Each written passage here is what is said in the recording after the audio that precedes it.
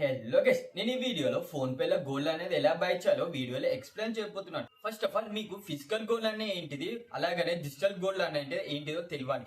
మీకు physical gold అని అంటే మీరు ఏదైతే షాప్ లో పోయి బై చేస్తారో అది అనేది ఫిజికల్ గోల్డ్. దాన్ని అనేది టచ్ చేసుకోవచ్చు, దాని ఒక వాల్యూ అమౌంట్ అనేది చూపేది, దాన్ని ఓన్లీ టచ్ అయితే చేసుకోవచ్చు.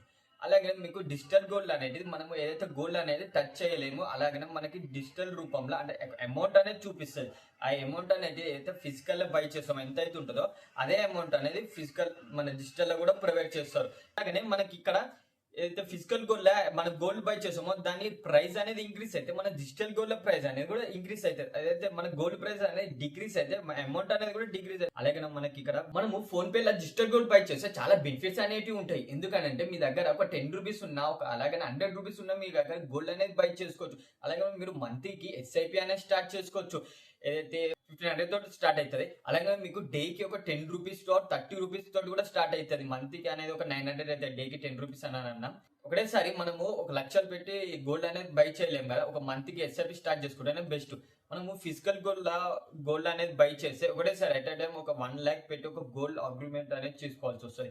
అలా డిజిటల్ గోల్డ్ అనేది ఉండదు. మీకు 10 రూపీస్ అయినా ఉన్నా స్టార్ట్ చేసుకో. అలాగనే ఇప్పుడు ఈ ఫోన్ పే లో వన్ టైం ఇన్వెస్ట్మెంట్ అనేది ఎస్ఐపి అనేది ఎలా స్టార్ట్ చేయాలో వీడియోలో ఎక్స్ప్లెయిన్ చేయబోతున్నాను. ఫస్ట్ మీరు గోల్డ్ అనేది ఏ అకౌంట్లో బై చేద్దాం అనుకుంటారో అకౌంట్ అనేది ఓపెన్ చేసుకోండి. ఓపెన్ చేసుకున్నాక మనకి ఫోన్పేలో ఇట్లా హోమ్ పేజ్లో ఇంటర్ఫేస్ అనేది ఇలా చూపిస్తుంది. ఇక్కడ కింద డిజిటల్ గోల్డ్ అనేది దాని మీద ప్రెస్ చేసుకోండి.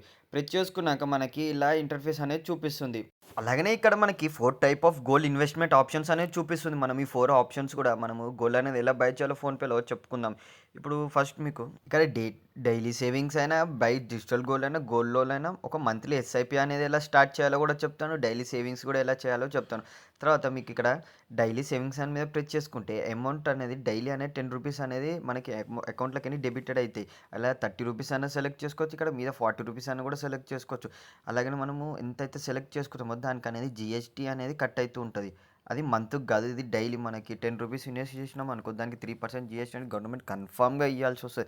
30 రూపీస్ చేసినా 3% ఇవ్వాల్సి వస్తుంది డైలీ అనేది. అయితే మనం ఈ మంత్లీ అనేది కాకుండా డైలీ అని ఎస్ఐపి చేస్తాము. మనం డైలీ వచ్చి పేమెంట్ చేయని అవసరం లేదు, డైరెక్ట్ ఆటోపే అనేది సెట్ అయిపోతుంది. అయితే బ్యాంక్ అనేది సెలెక్ట్ చేసుకుంటో ఆ బ్యాంక్లోకి అనేది డైలీ 10 రూపీస్ ఆర్ 30 రూపీస్ అనేది డెబిటెడ్ అయిపోతుంది. అలాగే ఇక్కడ సెకండ్ ఆప్షన్ ఉన్నది చూసినా, by digital gold one time gold investment అనేది ఎలా వీడియో చెప్పుకుందాం.